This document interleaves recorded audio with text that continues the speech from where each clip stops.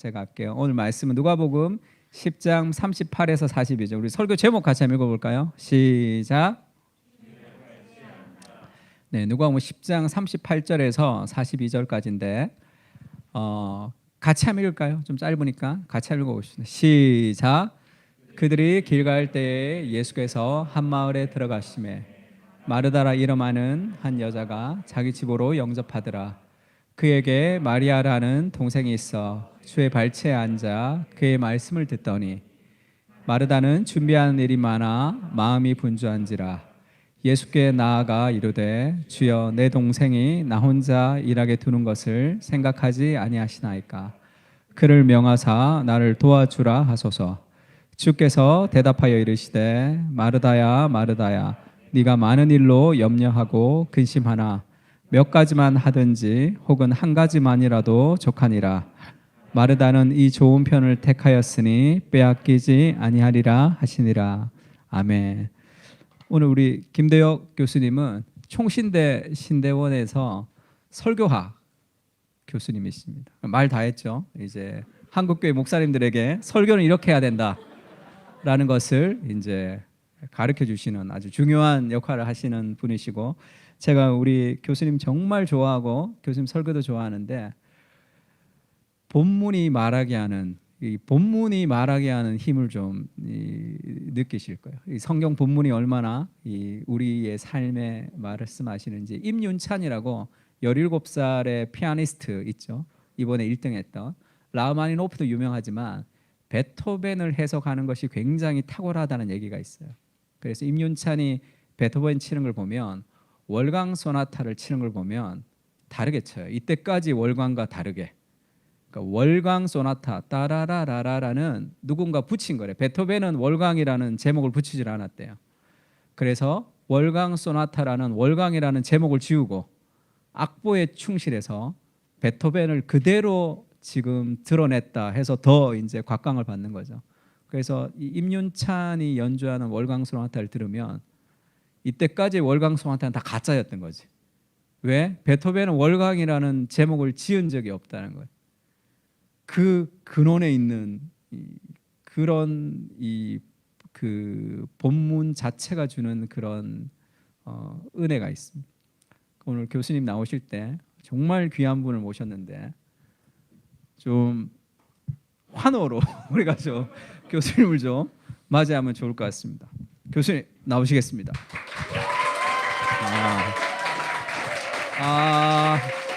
교수님 다시 좀 나오셔야 될 것 같은데 너무 약해. 예. 다시 교수님 나오시겠습니다.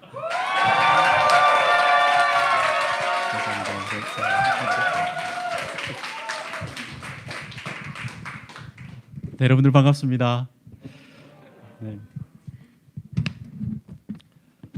언제나 좋으신 우리 주님의 이름으로 은혜와 평강의 인사를 드립니다. 금방 소개받은 김대영 목사이고요. 오늘 말씀으로 우리가 함께 믿는 우리 주님의 은혜를 함께 누리는 귀한 시간이 되었으면 좋겠습니다. 먼저 말씀을 우리가 살펴보기 전에 인사의 말씀을 드리는 게 맞을 것 같아요. 사실은 제가 참 존경하고 그냥 하는 소리 아닙니다. 사랑하는 우리 고상숙 목사님 교회에서 이렇게 초대해 주셔서 너무너무 감사하고요. 사실은 목사님을 제가 만나게 된 것은 유튜브를 통해서 먼저 만나게 되었습니다. 강의를 듣다가 이런 목사님이 있으셨구나.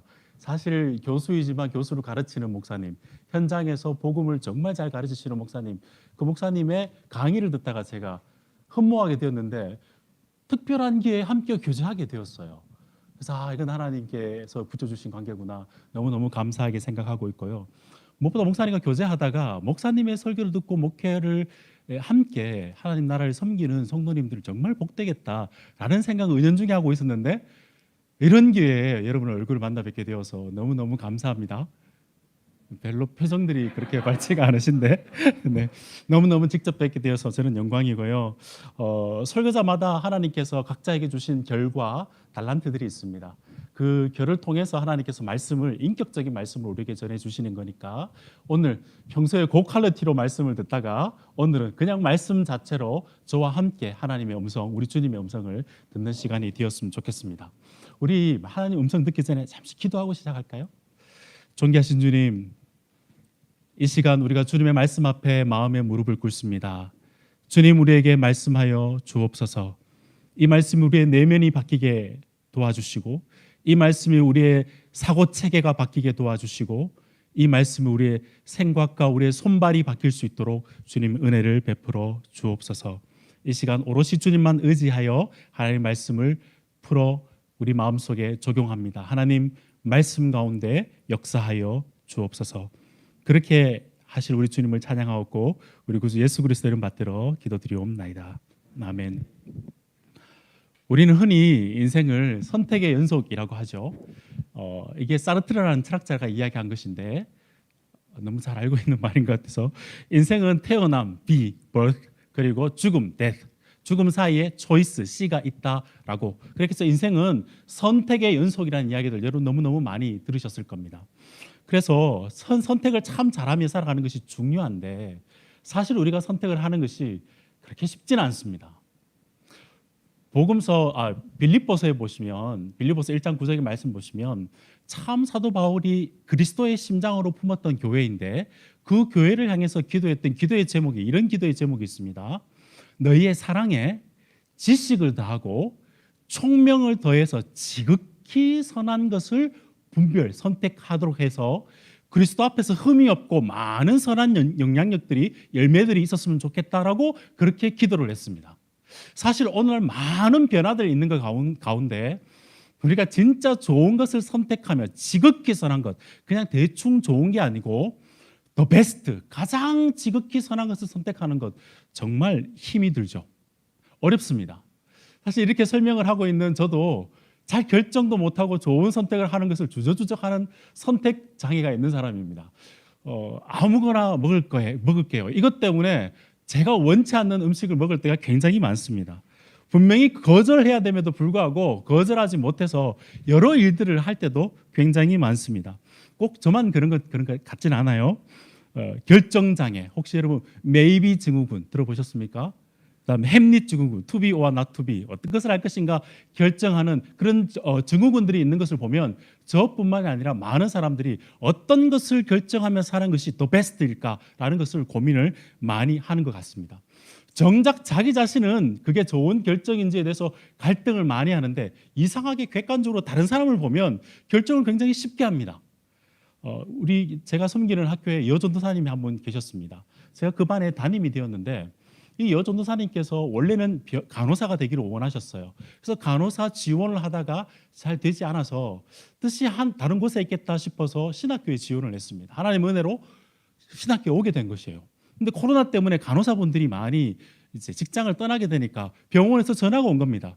그래서 우리 병원에 올 수 있겠냐 이렇게 물어본 거죠. 그래서 이 전도사님은 간절한 마음으로 어떻게 결정해야 될지 몰라서 저한테 전화를 한 겁니다. 전화 상담을 했어요. 제가 어떻게 했을까요? 주님 앞에 기도해보고 네가 마음에 딱 가는 거 쉽게 결정하면 된다라고 제가 그렇게 말씀했습니다. 아니, 자기 점심도 쉽게 결정 못하는 사람이 남에 대해서는 굉장히 쉽게 결정하는 제 모습을 보고 깜짝 놀랐습니다. 안타깝게도 지난 학기 중반 이후에 그 여전도사님이 다시 제 방을 방문했습니다. 다시 다음 학교에 복학하기로 결정을 했습니다. 전도사님의 선택이 잘못된 것일까요? 제가 영 엉터리로 그렇게 가이드를 해준 것일까요? 타인의 처지에 대해서 우리가 너무너무 쉽게 결정하는 경향이 있고, 자기 자신에 대해서 선택하는 것은 잘 이렇게 결정하지 못하며 선택이 어떤 정황 속에 있느냐에 따라서 정말 다른 상황 속에서 정말 더 베스트로 선택하는 것 쉽지가 않습니다. 물론 신앙인이라면 선택하는 건 분명한 선택의 기준이 있습니다. 그게 뭐냐면 하나님을 선택할 것인가, 내가 세상 일을 선택할 것인가, 그건 비교적 쉽습니다. 그런데 정말 어려운 게 무엇인가 하면 내가 다 주님을 위해서 선택을 하는데 어느 것이 더 주님 보시기에 더 합당하며 더 좋은 선택일까라는 것을 선택하는 것은 굉장히 어렵습니다. 쉽지가 않습니다. 우선순위, 선명한 기준을 가지는 것, 그리 쉽지가 않습니다. 자, 오늘 우리가 읽은 본문 말씀은 바로 이런 부분에서 가장 많이 인용되고 있고 설교되는 본문 중에 하나입니다. 왜 그럴까요? 이 두 자매의 이야기는 사실은 둘 다 주님을 위해서 한 일이었습니다. 본문 말씀을 보시면 42절 마지막을 보시면, 그런데 예수님께서 더 좋은 편을 선택한 사람이 있다고 이야기하시죠. 누가 더 좋은 편을 선택했다고 이야기하고 계십니까? 마리아가 더 좋은 편을, 더 베스트를 선택했다라고 이야기하고 있습니다. 아니, 둘 다 주님을 위해서 섬긴 것 아닙니까? 그런데 주님께서는 마르다가 아니고 마리아가 더 나은 선택을 했다라고 선택의 기준을 관계되는 주제와 우리에게 말씀을 주고 계십니다. 여러분, 사실 저는 20대에서 불혹이 되면, 40대가 되면 분명한 기준이 생겨서 불혹이니까 흔들리지 않을 거니까 나름대로 선택을 잘하며 살아갈 수 있겠지라고 생각을 했습니다. 아니요, 이제 지천명이거든요. 50이 넘었습니다. 그런데 더 생각할 것들이 많고 더 지혜롭게, 더 분별력 있게 선택하는 것들이 그렇게 만만치 않다는 것이죠. 여러분은 어떻습니까? 선택의 기준이 명확합니까? 예, 감사합니다. 주님을 섬기는 일 속에서 저는, 여러분도 마찬가지겠지만, 너 정말 선택 잘했다, 내가 인정해 주마, 이런 칭찬 듣고 싶잖아요. 그러기 위해서는 우리에게 분명한 기준이 있어야 될 것인데, 오늘 이 본문 말씀을 통해서 저는 예수님의 칭찬과 예수님의 기준이 무엇인지를 우리 가운데 분명한 기준을 하나 좀 세웠으면 좋겠다 싶은 생각이 듭니다. 그리고 이게 성경에 나와 있는 이야기니까 본문의 내용들을 보면 여기에 인물이 몇 명이 등장하죠? 3명이 등장하죠. 마르다가 등장하고 마리아가 등장하고 또 누가 등장하죠? 예수님이 등장하죠. 세 분의 입장에서 그분들의 섬김들의 모습을 보면서 정말 우리의 섬김, 우리가 하는 일들, 우리의 소명, 우리의 직업, 우리가 모든 세상에서나 가정에서 섬기는 모든 섬김 가운데 우리의 더 나은 선택이 무엇인지, 그 기준이 무엇인지를 함께 찾아보는 귀한 시간이 되었으면 좋겠습니다. 자, 먼저 본문에 들어가기 전에 제가 이렇게 설교를 해도 되겠죠? 네. 제가 왜 이런 말씀을 드리냐면 본문 말씀을 따라서 읽는 것들이 요즘 시대 가운데 조금 등한히 하는 경향들이 있어서 저는 본문을 따라갈 거거든요. 딱 각오를 하시고 본문을 따라서 들어가기 전에 우리 먼저 본문에 나와 있는 일에 대해서, 이 주제에 관계되는 오해들을 한번 좀 생각을 한번 해봅시다. 우리는 세상 속에서, 문화 속에서 오늘날은 우리의 직업과 우리의 일, 그 효용성과 그 쓸모 때문에 우리를 평가하고 규정하는 시대 속에 살아가고 있습니다. 그래서일까요? 교회 안에서도 이상하게 교회에서 그 하는 일의 겉모습 때문에, 그 일 때문에 그것의 경중을 따져서 어떤 일은 더 좋은 일, 어떤 일은 그렇지 않은 일로, 더 낮은 일로 평가하기가 굉장히 쉽습니다. 그걸 그냥 이야기하면 괜찮은데 꼭 앞에 어떤 말을 붙이냐면 영적으로 더 좋은 일, 영적으로 이건 좀 그렇지 않은 일이라고 평가하기가 굉장히 쉽습니다. 주로 보시면 평소에 우리가 몸으로 하는 주방봉사, 청소, 이렇게 어떤 면에서 주차장 봉사 같은 것은 비교적 작은 일로, 영적으로 작은 일로 평가하는 경향들이 은연중에 그런 생각들을 합니다. 왜냐하면 일상에서도 우리가 그 일을 하기 때문이죠. 그런가 하면 사역으로 찬양 인도, 선교하는 일, 이렇게 설교하는 일은 영적으로 굉장한 큰 일이다라는 생각들을 하게 됩니다. 왜냐하면 아무나 하는 일이 아닌 것처럼 느껴지기 때문이죠. 무슨 말이냐면 종교적 색채가 좀 강한 일들은 크고 의미가 있다고 생각하는 경향이 있고, 일상에서 누구나 할 수 있는 일은 영적으로 조금 더 작은 일이라는 생각을 하는 경향들이 있습니다. 특별히 우리는 유교 문화 속에 살았습니다. 그러다 보니까 이게 이제 성경에서 영지주의라고 이야기하는데, 꼭 보면 공부하는 것이나 머리에 채우는 일은 영적으로 좀 더 나은 일이라 생각하는 경향이 있고, 몸으로 하는 일은 그렇지 않다는 경향들을 좀 가지고 있습니다. 영적 엘리트주의를 만드는 어떤 잘못된 경향인 것이죠. 그런데 성경은 결코 그걸 성경적으로 영적이라고 이야기하지도 않고 성경적이라고 이야기하지도 않습니다. 성경에서 영적이란 말은 우리 일상에서 해야 될 가치들을 더 낮게 하거나 일상에서 하는 일들의 가치를 멀리함으로써 영적이다, 성경적이다라고 이야기하고 있지 않습니다. 정확하게 성경에서 영적이라는 말을 우리가 잘 알고 있는 본문이 하나가 있는데, 로마서 12장 1절 2절 말씀 기억나시나요? 제가 여러분을 대신해서 한번 읽어봐 드릴게요. 로마서 12장 1절의 말씀은 이렇습니다. 그러므로 형제들아, 내가 하나님의 모든 자비하심으로 너희를 권하노니 너희 몸을 하나님이 기뻐하시는 거룩한 산 제물로 드리라. 이는 너희가 드릴 영적 예배니라. 마음이 아니에요. 몸, 소마라는 말인데 우리의 몸, 전인을 일상 가운데서 하나님께 드리는 것이 영적, 합당하고 주님 보시기에 마땅한 것이다 라고 주님께서 평가하고 있는 것이죠. 저는 어느 날 어떤 면에서 우리가 이렇게 인터넷으로 예배를 드리고 유튜브에서 이렇게 찾아보기 쉽잖아요. 이거는 어떤 면에서는 몸과 마음은 주님을 향하고 있다 하지만 사실은 몸을 써서 주님을 섬기는 것에서 등한히 하는 시대를 우리가 지금 살아가고 있습니다. 동의하십니까? 그런 측면에서 오히려 몸으로 습관적으로 주님 앞에 드리는 그 일들이 굉장히 더 영적으로, 소위 말하는 영적으로 더 큰 일일지도 모르겠다라는 생각을 해봅니다. 이런 오해들이 있는가 하면 또 다른 오해가 하나 있습니다. 어떤 오해가 있냐면 특정한 일을 잘하는 것은 특정한 사람에게 주어질 때 그 일들이 그 사람에게서 잘 이루어지는 것, 어떤 사람에게 더 잘 어울리고 더 효율적으로 할 수 있다는 생각들을 우리 마음속에 가지고 있습니다. 사실 그것은 문화적으로나 사회적인 범주 때문에 그런 것인데 성경에서는 그렇게 이야기하고 있지 않은 우리는 문화적으로 그렇게 보는 것이죠. 한번 예를 들어 보겠습니다. 여러분, 옛날에 남자들이 성공하기 위해서는 가정에서 아내들의 내조가 중요하다고 이야기를 했습니다. 전혀 그런 표정이 이제 아니시죠? 오늘날 문화 속에서는 어떻죠? 오히려 남성들이 내조를 잘해야 여성들이 사회생활도 잘할 수 있고 오히려 인정받는 삶을 살아가는 모습들을 우리가 그걸 기본 디폴트 모드, 기본 모드로 가지고 있는 경향들이 있습니다. 그걸 직접적으로 어떻게 잘 알 수 있느냐? 여러분, 여기 남성분들이 한 3분의 1 정도 계시는 것 같은데 웬만하면 집에서 요리할 수 있는 요리 레시피 한 가지 정도는 다 가지고 계시죠? 옛날에는 여성들이 요리한다 생각했어요. 그래서 요즘은 백주부, 어남 선생님, 기본적인 레시피 하나는 가지고 있어서 잘 해야지만이 인기 있고 매력적인 남자로 이해가 되는 것이죠. 이 일 자체가 문제가 아니에요. 옛날에는 그 일은 여성들에게 해당했던 일이었고 지금은 남성들이 해야 된다는 문화적인 색채로 살펴본다는 것이죠. 그런 측면에서 봤을 때 우리가 생각하는 어떤 일들이 물론 성경에서 남성이 하는 일, 여성이 하는 일 기능적으로 구분해 놓은 것도 있지만 꼭 그렇게 구분되지 않고 문화적으로 우리가 오해하고 편견을 가지고 보는 경향들이 굉장히 많습니다. 제가 지금까지 말씀드렸던 오해는 이런 거죠. 어떤 일을 내가 몸으로 하는 것이나 아니면 내가 어떤 일에 대해서 영적인 엘리트주의 혹은 이런 것들도 오해이고 문화적으로 이런 것들이 여 사람이 하면 좋겠다라고 생각한 것들도 자칫 잘못하게 되면 그 일의 가치를 내가 부여해서 잘못 생각할 수 있다는 것이죠.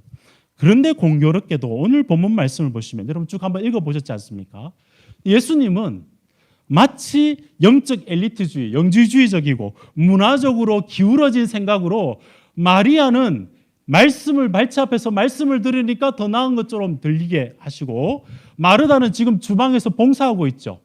아니라고 말씀하는 것처럼 우리에게 그렇게 들리는 본문을 우리가 지금 눈앞에 가지고 있습니다. 이상하지 않습니까? 정말 주님께서 그런 의도로 이 말씀을 하셨을까요? 저는 그렇지 않다고 생각합니다. 옛날에는 교회에 가보면 마리아회와 마르다회가 꼭 있었습니다. 주로 마르다회는 어떤 거였냐면 어른 권사님들, 마리아는 그보다 낮은 집사님들이 있었습니다. 한 번은 이건 지어낸 이야기인 것 같은데요. 교회에 많은 사람들이 찾아왔습니다. 마르다회 언니들이 주방에서 봉사를 하는데 사람들이 너무 많아가지고 손이 필요한 겁니다. 그래서 그 교회 사역자를 불러가지고 글을 썼어요. 자기 동생이 저 앞에서 말씀을 듣고 있는 거예요. 얘야 빨리 나와서 나를 도와줘. From 언니 보낸 겁니다. 동생이 그 쪽지를 받고 동생이 씁니다. 자기가 나갈 생각을 하지 않고 어떤 쪽지를 써가지고 부교육자한테 줘서 사역자에게 줘서 언니를 갖다 준 거예요. 그 언니가 탁 펼쳐보니까 이렇게 되어 있습니다. 마리아는 더 좋은 편을 택하였으니 이는 빼앗기지 아니하리라. 여러분 지금 주님께서 이것 하기 위해서 이 본문을 주셨을까요? 우리는 지금 웃고 넘길 수 있지만 사실은 오랜 역사 속에서 이 본문을 이렇게 오해한 경향들이 많습니다. 마리아는 가만히 말씀과 기도하는 여성임에 반해 마르다는 가만히 있지 못한 여성으로 평가되거나 마리아는 주님을 섬기는 것과 달리 마르다는 사람을 섬기는 유형이라고 평가하거나 실제 수도원 작가들, 중세시대의 작가들은 마르다를 행동하는 유형이고 마리아는 사색하고 연구하는 유형이기 때문에 마리아가 훨씬 낫다라고 본문을 이해했습니다. 정말 그런 뜻일까요? 본문 말씀을 보시면 이 말씀을 자신의 생각, 우리의 문화적인 습관으로 이 본문을 보기 때문에 그렇게 잘 살펴보지 못한 안타까움이 있다라고 저는 생각합니다. 이 본문 말씀은 특별히 이 본문의 내용은 성경 다른 곳에서 찾을 수가 없어요. 딱 누가복음 여기에만 있습니다. 자, 여러분이 성경 저자라 영감을 받아서 성경 저자에서 이 내용을 쓴다 생각을 해보십시다. 그냥 마음대로 쓸까요? 아니죠. 특정한 장소에 앞뒤 내용에 맞추어서 그 내용에 딱 적겠죠. 이 말씀을 이렇게 요 본문을 특별한 요 본문을 여기에 두신 이유는 앞뒤의 내용을 통해서 전체적으로 하나님께서 우리에게 무슨 말씀을 하시고자 영감받아서 의도를 가지고 우리에게 주신 말씀입니다. 그래서 이 본문 말씀만 딱 보기 이전에 앞에 있는 내용과 내용들 함께 연관해서 보면 더 좋겠습니다. 앞에 있는 본문을 여러분들이 성경을 보시면 좋겠지만 없는 분도 쉽게 따라올 수 있습니다. 왜냐하면 여러분 잘 아시는 선한 사마리아인 비유가 그 앞에 있는 말씀이기 때문입니다. 여러분 선한 사마리아인 비유가 뭐죠? 어떤 율법 교사가 주님께 왔습니다. 이 사람은 어릴 적부터 율법을 잘 섬겼어요. 잘 지켰습니다. 그러고 난 다음에 그래도 내가 어떻게 영생을 얻을 수 있을지 나의 개선점이 무엇이 있을까요? 라는 의도를 가지고 주님께 물어봅니다. 내가 무엇을 해야 영생을 얻을 수 있겠습니까?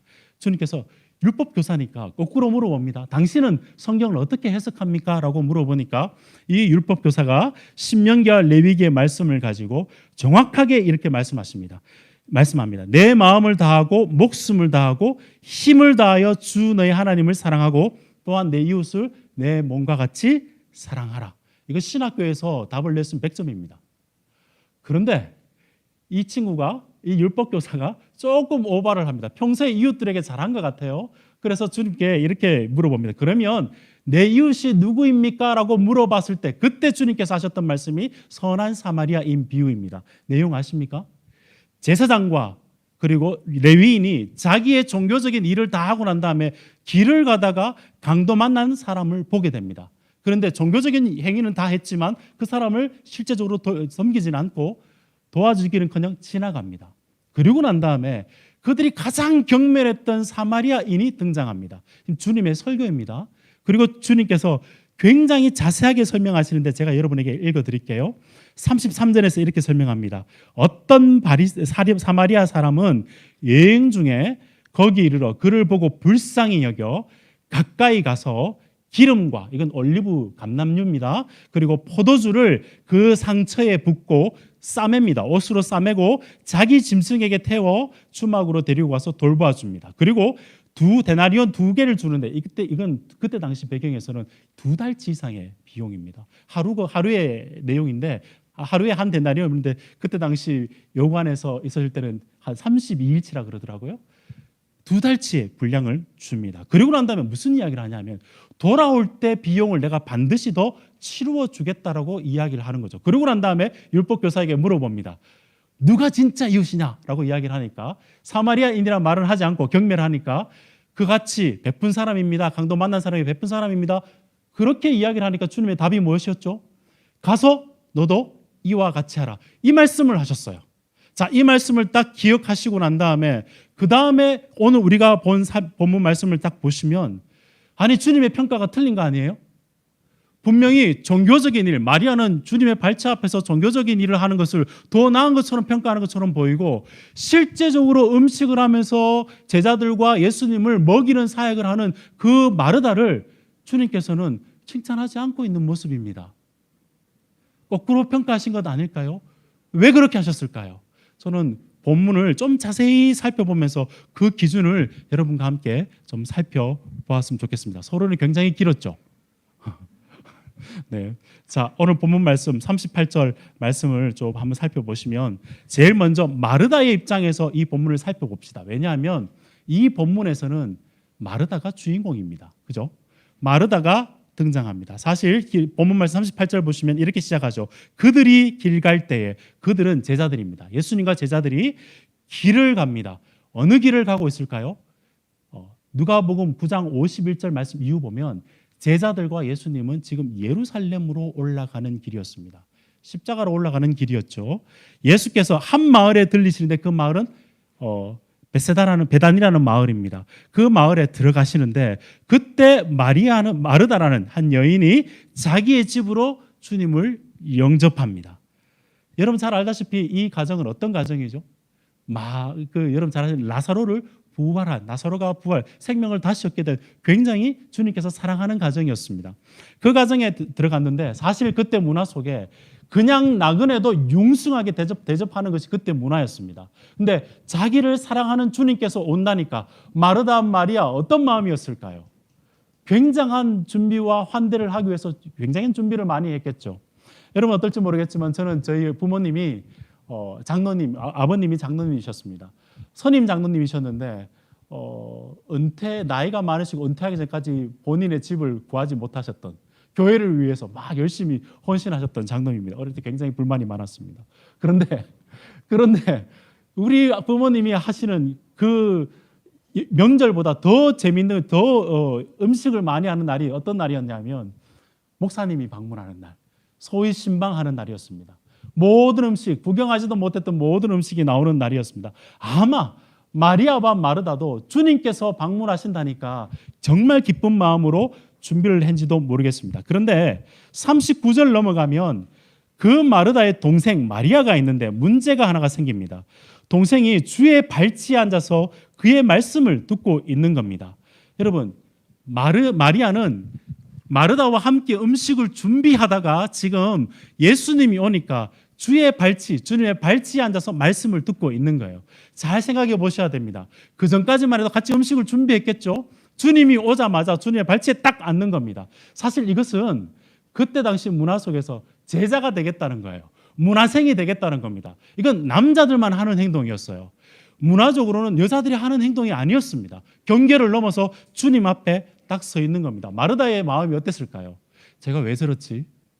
아니 열심히 나와 함께 음식 준비하며 메뉴를 다 짜다가 왜 주님이 오시니까 주님 앞에 딱 앉아서 주님의 제자가 된 말씀을 이렇게 들으려고 하는 거지? 평소에는 그렇게 공부도 안 하는데 그런 생각이 들었겠죠.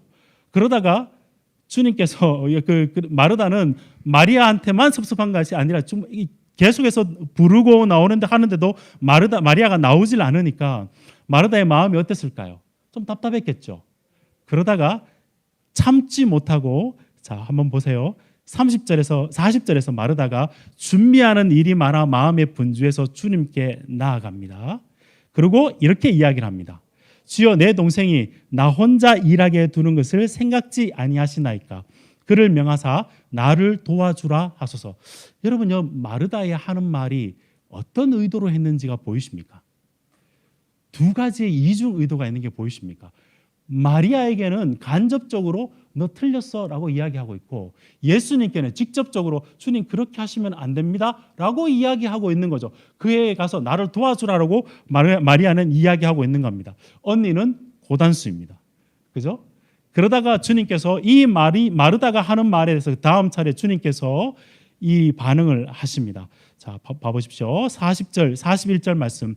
주께서 대답하여 이르시되 마르다야 마르다야. 주님께서 두 번 부르십니다. 주로 주님께서 두 번 부르실 때는 그냥 애정을 가지고 부르실 때 예루살렘아 예루살렘아 혹은 하나님께서 아브라함아 아브라함아 부를 때 성경에서 두 번 이름이 나올 때는 애정의 관계 속에서 그렇게 부르시는 겁니다.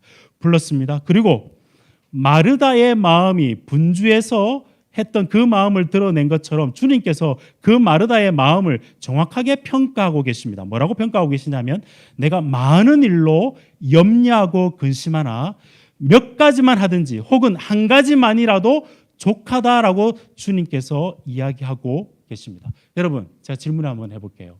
주님께서 이 말씀을 하실 때 마르다의 반응이 어땠을까요? 아, 지금 내가 음식을 하지 말라고 주님께서 이야기하시는구나. 그렇게 마르다가 알아들었을까요? 그렇다면 마르다 아무것도 안 하면 되죠. 마르다도 말씀 앞에 가면 되죠. 그러면 이제 여러분은 교회에서 점심 식사도 없고 앞으로 주일학교 봉사도 없고 모든 것도 하기 힘든 상황이 되어버린 것이죠. 정말 주님께서 그런 의도로 이야기를 하셨을까요? 그렇지 않습니다. 여러분, 예수님은 그녀의 섬김 자체, 봉사하는 그 일 자체를 지적하신 것이 아니라 주님께서는 그녀의 마음을 보고 계셨습니다. 마르다는 처음에 주님께서 사랑하는 그 마음, 우리를 사랑하셔서 우리 집에 온다는 그 마음에 기쁜 마음으로 음식을 준비했을 겁니다. 제자들도 함께 오고 많은 일들을 해야 되겠다 생각해서 자기 계획과 자기 목적을 따라서 많은 일을 계획을 했죠. 많은 일을 하다가 그 일 때문에 주님 때문에 시작을 했는데 주님을 사랑해서 시작을 했는데 그 일이 그 주님 사랑의 마음을 앗아가게 된 것이죠. 그러면서 마음에 자기를 도와주지 않는 마르다가 마음에 들지 않는 겁니다. 비판하기 시작합니다.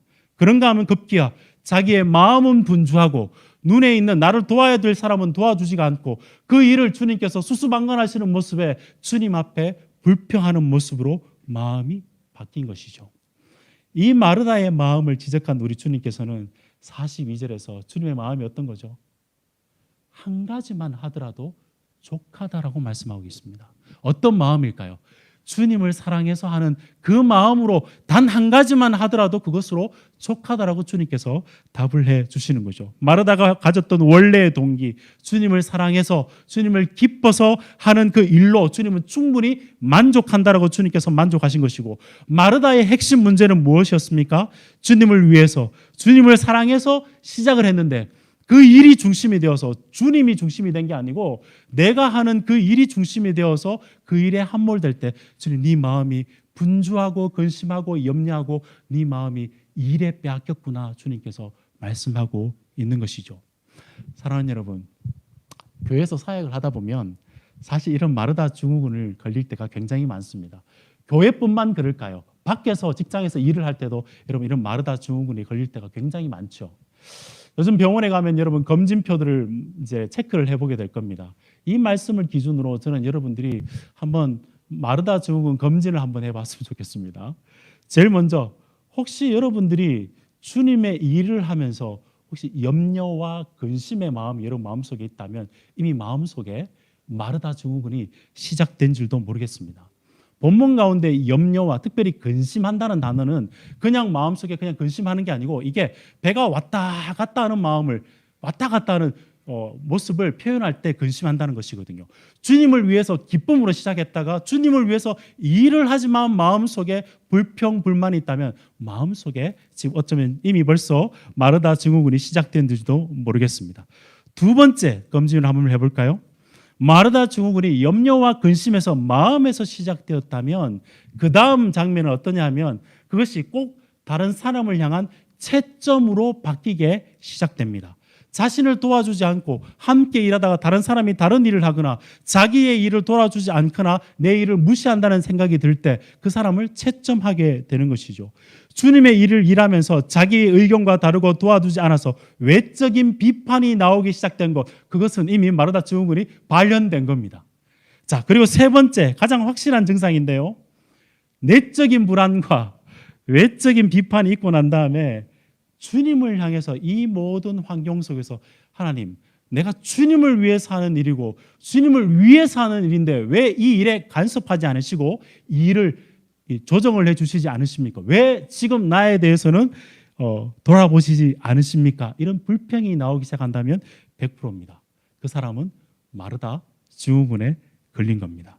비록 주님을 위해서 섬겼지만 내면의 마음도 불안하고 주위의 사람과의 관계도 깨어지고 주님과의 관계도 상하게 된 것이죠. 누구 때문에 시작한 것이죠? 이 마르다 증후군이 주님께서 하라고 한 게 아닙니다. 자기 스스로가 일을 정하고 자기의 목표를 따라서 자기 일을 열심히 잘해서 효과적으로 해서 주님께 인정을 받고자 했던 그 일이, 주님을 위해서 사랑해서 했던 나의 일이 주님을 위해서 한 나의 일로 바뀌게 되었을 때 그때 그 마음이 그렇게 된 것인 거죠.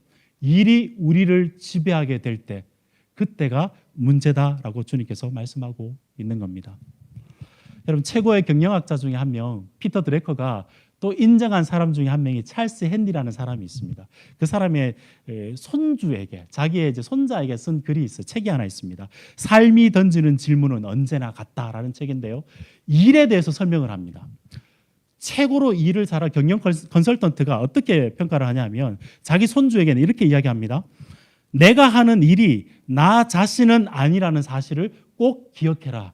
그리고 삶에서 내가 행한 그 일의 어떤 기능과 역할로 자기를 규정하지 않도록 항상 염려해야 된다. 항상 조심해야 된다. 왜냐하면 우리가 하는 일을 더 잘 하려고 하다 보면 점점 더 그 일이 우리의 직업과 우리의 삶과 너 전체를 갉아먹을 수 있기 때문이다 라고 이야기하고 있는 것이죠. 왜 찰스 헨리가 이런 이야기를 했을까요?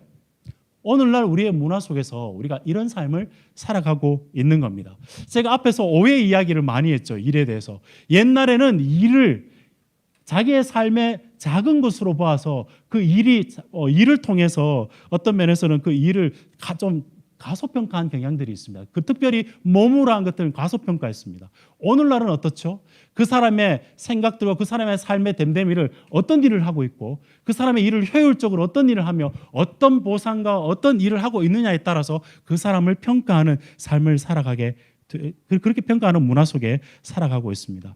그래서 일이 잘 돼야 인정을 받고 일을 효율적으로 하는 것이 더 중요하고 일을 통해서 소득과 인정과 보상을 받아줘야지만이 직성이 풀리는 시대 속에서 우리는 살아가고 있다는 것이죠.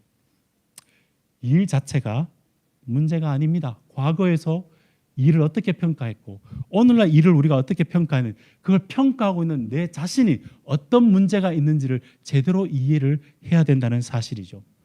사실 여러분 지금까지 길게 이야기를 했는데 한번 질문해 보고 싶습니다. 여러분은 지금 마르다에 가깝습니까? 아니면 마리아에 가깝습니까?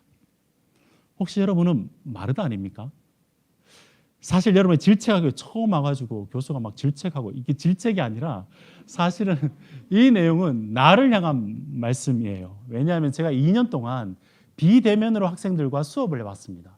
대면으로 수업할 때는 학생들이 엎어져 자거나 혹은 일을 잘 못해도 관계가 있기 때문에 눈으로 보여도 그 사람이 어떤 사람인지 알기 때문에 품어줄 수 있고 용서할 수도 있고 잘 받아들였습니다. 근데 대면으로 하지 않고 비대면으로 하다 보니까 준비해야 될 것들이 많아요. PPT도 준비해야 되고 수업을 준비할 것들이 너무나 많습니다. 그러다 보니까 일에 제가 치이게 된 겁니다.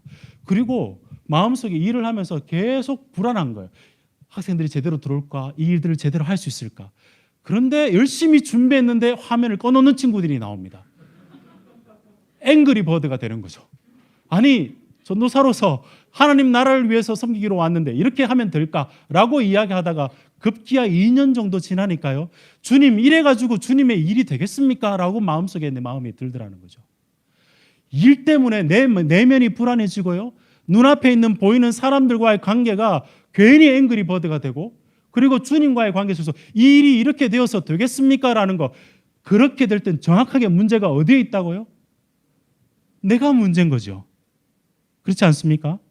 가만히 생각해 보면 이 일 때문에 주님을 위한 일과 효율적으로 탁월하게 이 소중한 일을 위해서 내가 일을 하는데 그것 너무너무 열심히 생각하다가 내가 하는 일이 그게 너무 중요하게 생각하다가 정말 소중하고 정말 고귀하고 탁월하신 분이 누구이신지를 잊어버리면서 내가 일을 한다면 그건 영혼 없는 일이 되는 것 아니겠습니까? 여러분 오해하지 마십시오. 우리가 일을 할 때는 정말 잘해 보고 싶은 일, 책임감 있게 그리고 통솔력 있게 귀한 일, 귀하게 잘하고 싶은 마음 너무너무 귀할입니다. 그러나 그 일 자체 때문에 우리 주님을 잊어버린다면 혹은 그 일 자체로 인해서 주님을 향한 마음들이 식어져 가고 내 마음속에 이런 마르다 증후군이 일어난다면 그건 문제라는 것이죠. 저기 제 핸드폰이 목사님 방에 있는데요. 저는 애플을 씁니다. 홍보하는 건 아닙니다. 애플에 많은 앱들이 깔려져 있습니다. 앱에 보면 요즘 유용한 앱들이 너무너무 많아요. 필요할 때마다 막 클릭을 해서 너무너무 재밌습니다. 근데 여러분 신앙생활도 내 신앙에 애플리케이션 깔듯이 일하시는 분이 계세요. 말씀, 기도, 헌금 이렇게 깔아가지고 뭐가 부족하면 이 애플리케이션을 열심히 눌러요. 그 다음에 뭐가 부족하면 다른 애플리케이션을 열심히 누릅니다. 주님께서 마르다에게 찾아오셔가지고 마르다야 여러 일이 아니고 한 가지라도 족하다는 이야기는 너 그렇게 애플리케이션 누르듯이 신앙생활하는 것이 아니고 너의 구동장치가 정말 나를 향해 있느냐라고 주님께서 물어보시는 것이죠. 주님을 사랑해서 일을 시작했다가 주님을 위한 일이라는 명분 때문에 그 일 때문에 주님을 향한 마음이 식어져 간다면 그건 문제다라고 주님께서 우리에게 말씀하고 있습니다. 여러분 꼭 기억하십시오. 주님을 위한 일은 명분으로 하는 것 아닙니다. 주님을 위한 일은 결국은 주님으로 하는 것이고 주님을 사랑해서 하는 것이고 주님으로 인하여 기뻐서 하는 일이라는 사실을 꼭 기억하셨으면 좋겠습니다. 이게 마르다의 이야기였습니다. 자, 그러면 마리아의 이야기를 한번 본문을 살펴볼까요? 여러분 본문을 보시면 마리아가 무슨 말을 합니까? 성경에 마리아는 아무런 말도 하지 않습니다. 그래서 아무런 말도 하지 않고 교회에서 헌신봉사다 이렇게 적용하시면 안 됩니다. 마리아는 무슨 일을 하고 있죠? 주의 발치 앞에 앉아 있습니다. 앞에서 설명드렸다시피 제자가 되겠다고 하는 문화를 뛰어넘어서 주님 앞에 주님의 말씀을 듣겠다는 이야기였습니다. 사실 누구의 발치 앞에 앉는다는 이야기는 그보다 더 큰 뜻이 있습니다. 사도행전 5장을 보시면 여러분 아나니아와 사피라 사건 기억나시나요? 모든 소유를 팔아서 그 아나니아와 사피라는 사도의 발치 앞에 둡니다. 그 무슨 뜻이죠? 모든 나의 소유는 당신의 것이니 알아서 처분해 주십시오라는 제자도의 헌신이 바로 이 모습입니다. 그런가 하면 마리아가 뭘 하고 있죠? 말씀을 듣고 있습니다. 이건 큐티하거나 성경 공부하는 차원이 아니에요.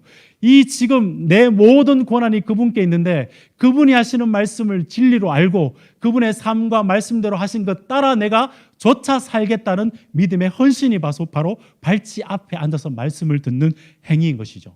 그러면 마리아는 열심히 말씀 연구만 했느냐? 그렇지 않습니다. 여러분, 마리아와 마르다 사건이 동시에 등장하는 사건은 여기와 요한복음 12장에 동일하게 나옵니다. 근데 거기에서 마리아의 모습은 전혀 다른 모습으로 나옵니다. 발치에 앉아서 말씀을 듣던 마리아가 이때는 이상한 행동을 합니다. 그때도 문화를 넘어서 자신이 가지고 있는 가장 소중한 한나디 옥합을 주님 앞에 깨뜨립니다. 그리고 난 다음에 자기 머리를 풀어서 주님의 발을 씻깁니다. 여러분, 당시 문화 속에서 머리를 푸는 것은 신랑에게만 하는 거예요. 아무 남자에게나 하는 게 아니에요.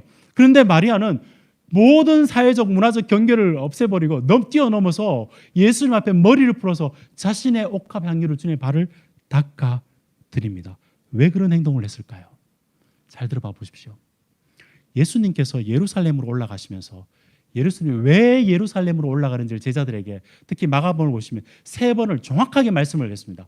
8장 31절 내가 십자가에 달리고 죽고 부활해서 너희의 대속물이 되어주기 위해서 내가 지금 예루살렘으로 올라가서 십자가로 간다고 말씀하셨어요.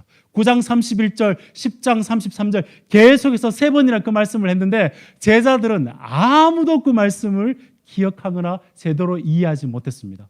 성경에서 예수님께서 왜 예루살렘으로 올라가시는지를 정확하게 이해하고 거기에 반응한 사람이 누구일까요? 성경에서는 마리아밖에 없습니다. 마가복음에서는 마리아밖에는 없었습니다. 정확하게 주님께서 나를 위해서 십자가에서 나를 대속하러 나를 구원하러 우리 집에 방문하셨고 지금 그 길로 올라가신다는 것을 마리아는 정확하게 알았고 6월절 전 요한복음 12장 주님께서 잡히시기 전에 마지막으로 그 마리아가 자기의 삶의 전체를 드리며 참 신랑 되신 그분 앞에서 자기의 머리를 풀어서 그분 앞에 지금 접대하고 있는 것이죠. 그분을 섬기고 있는 모습입니다. 여러분, 결국 마리아가 주의 발치 앞에 앉는다는 뜻이 결국은 무엇이죠?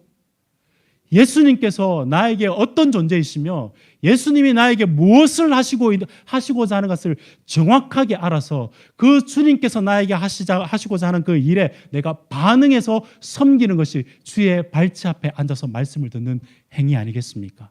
모든 것이 주님 예수 그리스도의 복음의 기준을 따라서 섬기는 것이 마르다가 한 일입니다.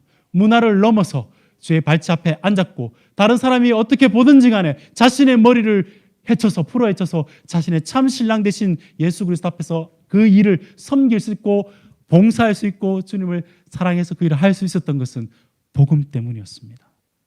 그래서 주님께서 마가복음 14장 9절에서 이 일을 한 마리아에게 이런 이야기를 합니다.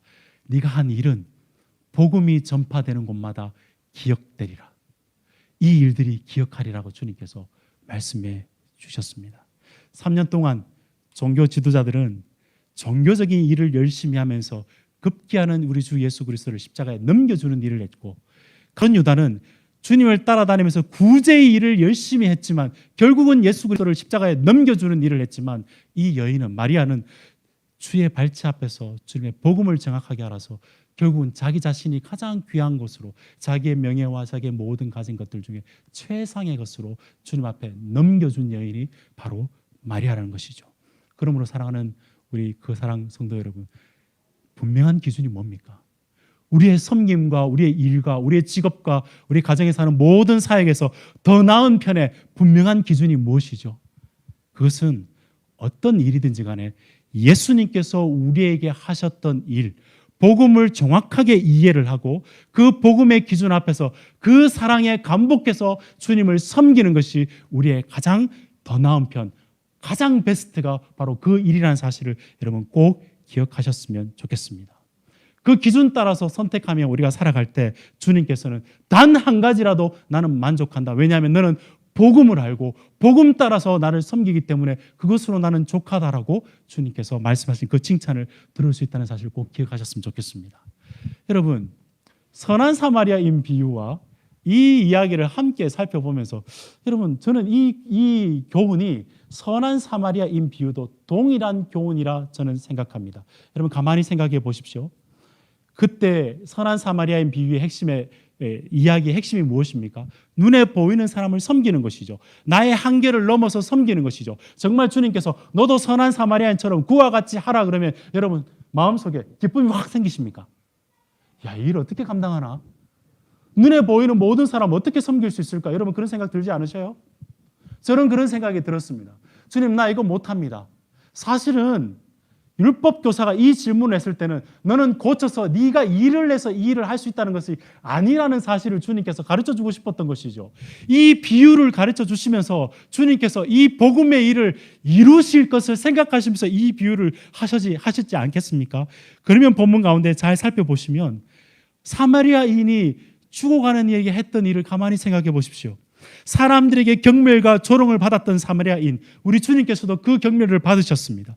기름 부음을 받은 중보자로서 기름을 부어서 그 일들을 감당하셨죠. 십자가에서 자기의 피를 흘려서 포도주와 같은 피를 흘려서 죄를 씻겨주셨고 그의 옷을 찢어서 우리에게 의의 옷으로 싸매어 주셨고 그리고 그분께서는 성령으로 지금도 풍성하게 우리의 삶 가운데 눈에 보이지는 않지만 우리에게 채워주시고 마지막에 다시 돌아오실 때 모든 것을 갚아주겠다고 했던 마치 사마리아인과 같은 그 모습으로 주님께서는 이 말씀을 우리에게 이루어 주셨죠.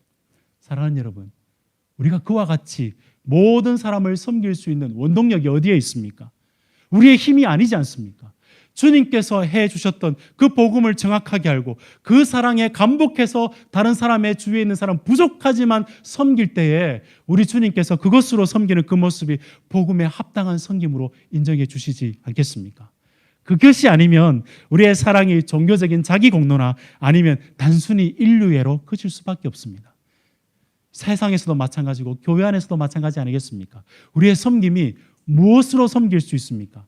주의 발치 앞에서 주님의 사랑을 알아서 주님의 복음을 알아서 그 복음 앞에서 우리가 그 사랑으로 섬길 때 주님께서 인정해 주시는 더 나은 편이 되지 않겠습니까?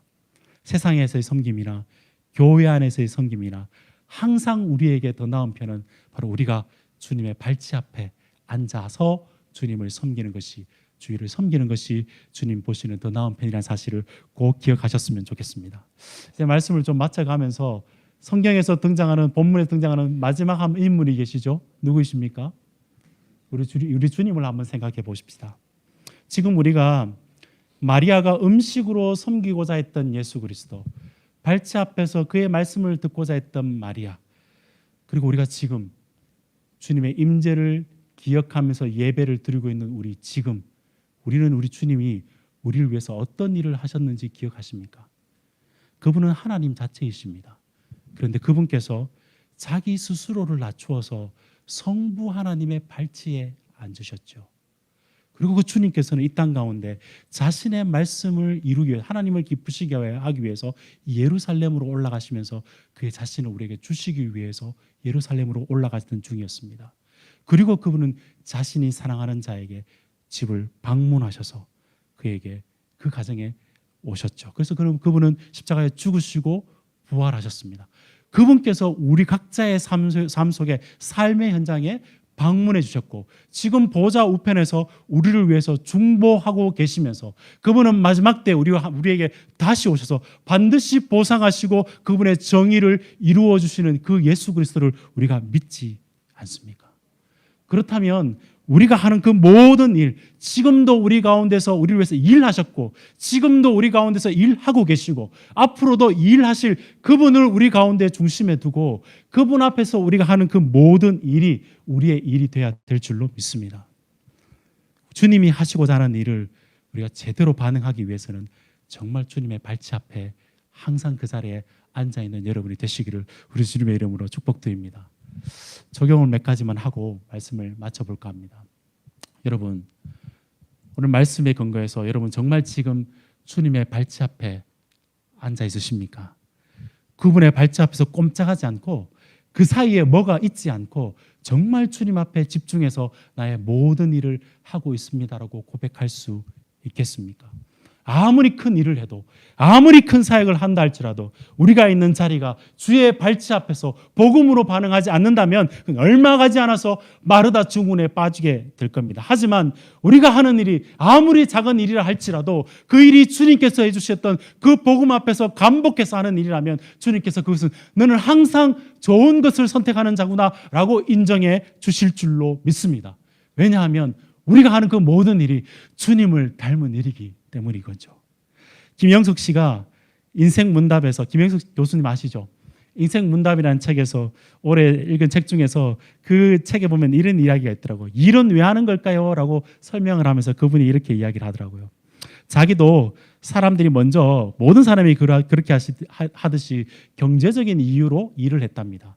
그러다가 어떤 계기가 되었는데 대기업에서, 삼성에서 강의를 불렀대요. 환경과 대우와 처우가 모든 것이 좋은데 지방에 있는 자기 제자가 중고등학교 선생님을 위한 강의를 불렀답니다. 그때가 자기 삶의 분기점이었다고 하더라고요.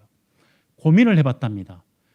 일의 보수를 위해서 할 것인가, 일의 가치를 위해서 할 것인가. 그래서 그분이 이렇게 이야기를 합니다.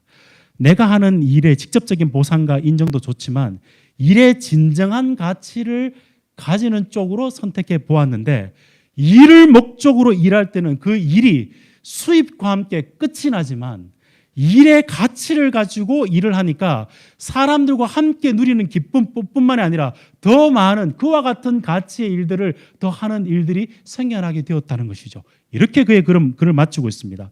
일의 목적을 소유해 둔 사람은 모든 것을 잃어버리지만 일의 가치를 따라가는 사람은 함께 일하는 다른 사람과 함께 더불어 영원한 기쁨을 얻게 된다. 여러분들의 일의 가치는 어디에 있습니까? 진짜 내 일입니까? 아니면 내 일을 통해서 우리의 영원한 가치가 되고 우리의 영원한 가치의 주인이신 주님을 위해 사는 일을 하게 될 때 우리는 영원한 기쁨을 누리게 된다는 것이죠. 여러분, 첫 시간인데, 첫 번째 날인데 다음 주에도 와야 되는데 너무 과격하게 질문하는지는 모르겠지만 합시다. 여러분, 우리의 열심, 우리의 진심으로 주님께서 일을 하십니까? 그렇지 않아요. 주님께서는 여호와의 열심으로 주님의 일을 이루십니다. 우리가 하나님 나라를 이룬 것이 아니고 하나님 나라가 지금도 주님께서 일하셔서 이루어 계시는데 그 일에 우리를 초청하신 거예요. 그래서 우리는 항상 주님의 발치 앞에서 이 일을 감당하게 해주셔서 감사합니다, 기쁩니다, 고맙습니다. 그렇게 일을 감당하도록 우리에게 그 가치를 우리에게 주셨다는 사실을 꼭 기억하셨으면 좋겠습니다. 예배가 무엇입니까? 주님께서 전적으로 우리에게 다가와 주셔서 거기에 대한 가치에 감사해서 우리가 주님 앞에 나온 것 아니겠습니까? 기도가 무엇입니까? 내가 기도해서 이것 이루기 위해서 기도하는 것 아니지 않습니까? 우리 힘으로 기도하는 것이 아니고 성령님께서 지금 우리 가운데 어떤 일을 하고 계십니까? 물어보며 그분과 함께 동참하며 기도하는 것이 우리의 기도의 진짜 본질 아니겠습니까? 말씀은 어떤 것입니까? 이 말씀 내가 잘 읽어서 내 삶 속의 일과 가치가 더 높아지기 위해서 실용적으로 성경 말씀을 사용하는 게 목적이 아니고 이 말씀을 통해서 주님께서 일을 하고 계시는구나, 위대한 일을 하고 계시는구나, 그 일에 내 삶 속에서 그 일이 작동하고 있구나, 그게 너무너무 기뻐서 말씀을 그렇게 보는 게 우리의 바른 입장 아니겠습니까? 교회 안에서의 예배, 기도, 찬양뿐만 아니라 밖에서의 돈도 마찬가지 아닙니까? 물론 우리가 열심히 해서 돈을 얻는 것도 맞지만 모든 환경과 여건 속에서 주님께서 우리에게 이 베풀어 주신 것, 그래서 우리가 먹고 마시되 이것을 통해서 주님께서 베풀어 주신 환경들을 더 낫게 하기 위해서 섬길 수 있는 것이고, 먹는 것도 마찬가지죠. 여러분 먹으면서 요즘은 혼밥하면서 먹방을 보잖아요. 그죠? 먹는 것도 마찬가지예요. 혼자 먹습니까? 그렇지 않죠. 먹을 수 있도록 하셨던 우리 주님 앞에서 나만 먹는 것이 아니라 주위에 있는 교인들과 주위에 있는 사람들을 섬기는 복음의 정신이 잘 발현될 수 있도록 하는 것, 그것이 바로 주님의 발치 앞에서 말씀을 따라서 복음을 따라서 우리가 살아가는 주님 앞자리에 앉은, 발치에 앉은 우리의 삶의 모습이지 않겠습니까? 한마디로 요약하면 여러분, 우리의 신앙을 1인칭으로 하지 맙시다. 내가 이거 하고 내가 저거 하고 문법을 바꾸셔야 됩니다. 여러분의 신앙은 3인칭으로 하셔야 됩니다. 주님께서 이거 하셨기 때문에 내가 그 일을 기쁨으로 하고, 주님께서 이걸 지금 나에게 이루어주고 있기 때문에 그 일을 감당하면서 내가 이걸 기쁨으로 할 수 있는 여러분이 되었으면 좋겠습니다. 우리는 다양한 주님의 일을 하면서 이 일을 주님을 위한 프로젝트로 생각할 때가 많아요. 아니에요. 맞아요. 그런 부분도 있지만 그거보다 더 큰 프로젝트는 뭐냐 하면 우리 자신이 주님의 프로젝트라는 사실을 꼭 기억하셨으면 좋겠습니다. 여러분을 위해서 지금도 주님께서 일을 하고 계십니다. 하는 일, 여러분의 직장, 교회에서 하는 일로 우리의 신앙의 정체성이 드러나지 않을 때가 많아요. 진짜 정체성은 어떤 거냐 하면 복음 앞에서 내가 무엇을 하느냐가 아니라 어떻게 주님께서 내 일을 이렇게 이루어 주셨는가를 알아서 그분 앞에서 감사하며 기쁨으로 할 수 있는 것, 그게 신앙인의 정체성을 확인해 볼 수 있는 시금석임을 꼭 기억하셨으면 좋겠습니다. 결론이 너무 긴가요? 이어령 씨가 자신의 죽음 앞에서 마지막 수업에서 이렇게 하나의 이야기를 하고 있습니다. 성실한 노예의 딜레마라는 내용이 있는데요. 한 노예가 있었습니다. 주인이 모든 걸 해주니까 이것저것 하면 그냥 열심히 하면 좋은 줄 알았어요. 모든 걸 해서 주인이 다 채워주니까요. 근데 하루는 주인이 그 감자를 다 이렇게 캐고 난 다음에 쌓아두었습니다. 구덩이를 2개를 파고 한쪽은 큰 것, 한쪽은 작은 것을 놓아봐라 라고 이야기를 했어요. 노예가 펑펑 울고 아무것도 못하는 거예요. 아니 평소에 일을 그렇게 열심히 잘하더니만 왜 아무것도 못하냐라고 물어보니까 노예가 이런 이야기를 합니다. 어떤 게 큰 건지 어떤 게 작은 건지를 몰라서 어떻게 넣어야 될지를 몰랐습니다. 사랑하는 우리 그 사랑 성도 여러분, 여러분에게는 그 일의 기준이 있습니까? 그렇게 일을 하게 되면, 주어진 일만 하게 되면 그 그림자 노동이에요. 참된 행복이 아닙니다. 진짜 행복은 주님 앞에서 주님께서 하신 일을 함께 하면서 그 완전한 기준 앞에서 일들을 감당할 때 참된 행복한 일을 할 수 있다는 사실을 꼭 기억하셨으면 좋겠습니다. 이렇게 말씀을 드려도 여러분 앞에 주어진 일들의 현상들은 복잡해서 결정하기 힘들 수 있습니다. 모든 현상은 복잡합니다. 그러나 저는 진리는 단순하다고 생각합니다. 베드로 기억나시죠? 열심히 자기 힘으로, 자기 열심과 진심을 향해서 주님을 섬기겠다 했지만 그는 자기 힘으로 실패를 했습니다. 그러나 꼭 기억하십시오, 여러분. 베드로의 그 실패가 예수님의 성공이었습니다. 왜냐하면 그 실패한 자를 가지고 주님께서 요한복음 21장에서 사역을 맡기시면서 주님께서 베드로에게 물은 질문 기억나십니까? 바요나 시몬아, 네가 나를 사랑하느냐? 바요나 시몬아, 넌 실패했지만 네가 나를 사랑하느냐? 바요나 시몬아, 네가 그렇게 열심히 진심히 이야기했지만 실패밖에 할 수 없었지만 네가 나를 사랑하느냐? 그렇다면 내 양을 먹여달라고 주님께서 부탁하신 사역 기억나시죠? 우리의 힘과 우리의 능력이 아닙니다. 주님께서 나에게 하신 일을 기억하여서 그 사랑으로 일할 때 주님께서 너는 좋은 편을 택했다라고 칭찬해 주실 줄로 믿습니다.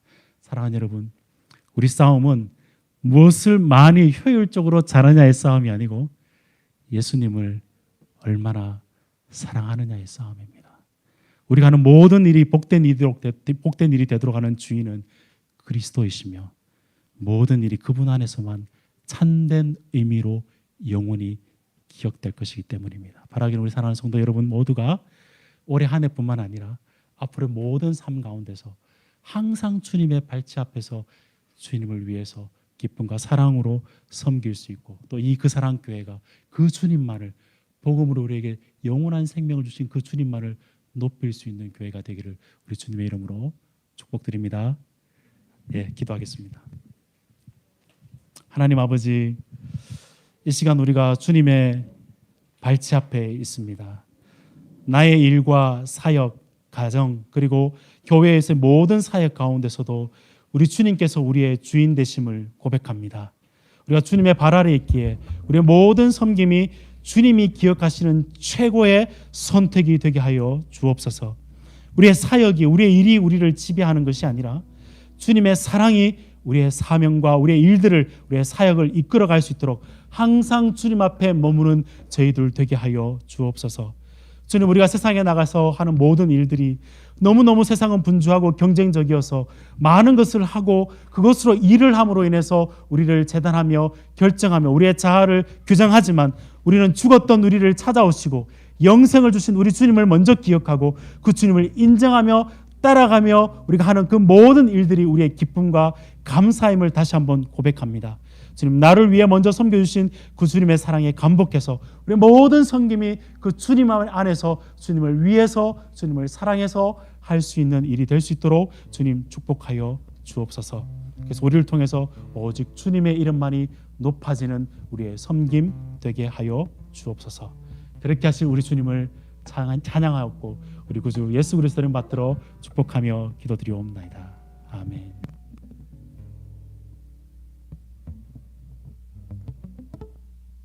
네, 목사님 감사합니다. 목사님 말씀 들으면서 좀 여러 가지 기도 제목들이 좀 생각났는데 같이 한번 말씀을 가지고 좀 기도했으면 좋겠습니다. 첫 번째는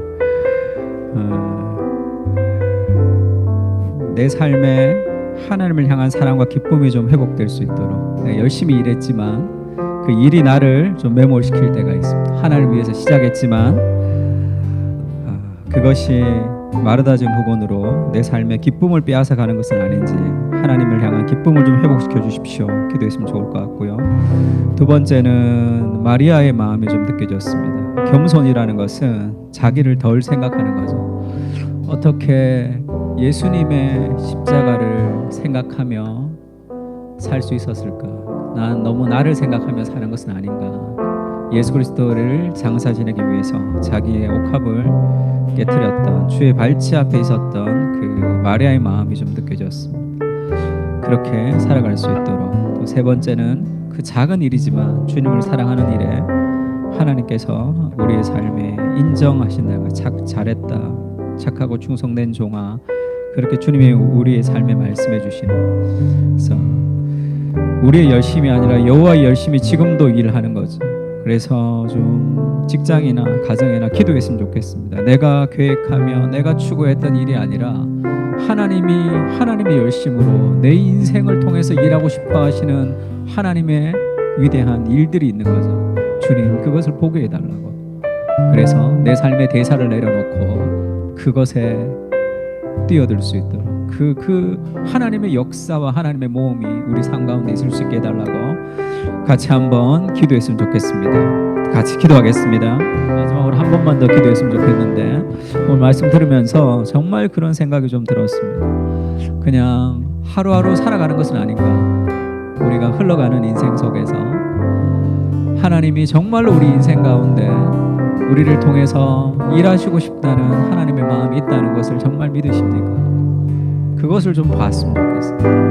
그것을 좀 신뢰. 그게 잘 믿어지지가 않아. 왜냐하면 우리는 너무 능력주의 시대 속에 그 문화 속에 물들었던 것 같아.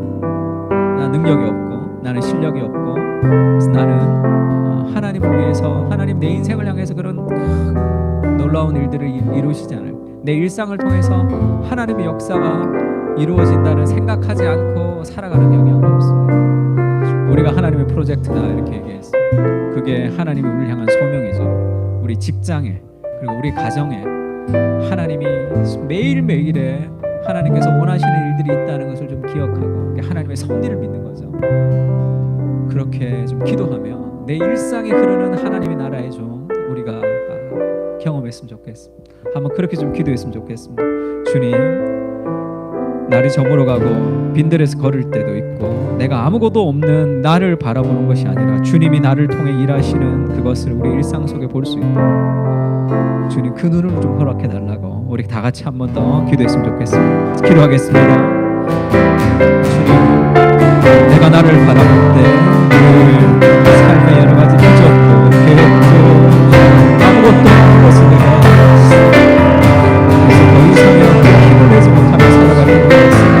오늘도 나를 향해 자신의 목숨을 버리시는 그리스도의 사랑이 있습니다. 우리 일상 속에서 일하시는 하나님을 바라볼 수 있도록 주님, 우리가 눈을 뜨며 살아갈 수 있도록 하나님의 불쌍하신 우리가 바라볼 수 있도록 놀라우신 하나님의 신령을 가지고 살아갈 수 있도록